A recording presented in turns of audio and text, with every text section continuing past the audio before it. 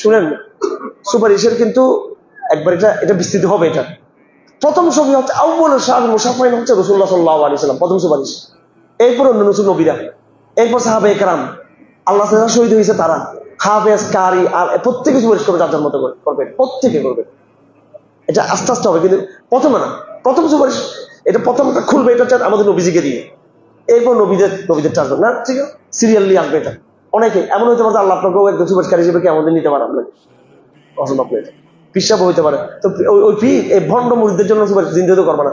হ্যাঁ, কারণ এরা পীরের ধর্মের ছিল না। এই যে খাজা গরিবুল্লাহ সাহেব, এই যেখানে যে মাজার আছে, এখানে উনি তো মুয়াহিদ ছিল, উনি তো মুশরিক ছিল না, উনি শিরক করে না। এখন উনি কি এই সুন্দর মাজার পুজোতে জন্য সুপারিশ করবো? উনি ওনাকে বরং বিচার দাঁড় করাবে। প্রত্যেক পীরকে আল্লাহ পাক কোথায় দাঁড় করাবে? ঈসা ইসলামকে দাঁড় করাবে, নবীদেরকে দাঁড় করাবে, কাঠ করাই যে তোমরা কি শিরক করতে বলছি না, এইভাবে সব হুজুরদেরকে দাঁড় করাবে, সবাইকে দাঁড় করাবে। এই যে আমাদের সাথে দাঁড় করাবে।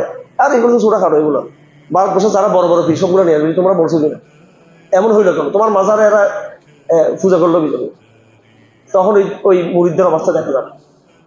হ্যাঁ, গৌতম বুদ্ধের সাথে বুদ্ধিজীবীদের দেখা হবে, তারপরে ওরে ডাকবে আল্লাহ, গৌতম বুদ্ধও ডাকবে, রামরে ডাকবে, কৃষ্ণরে ডাকবে, হ্যাঁ, সবগুলো ডাকবে, প্রত্যেকটা ডাকবে।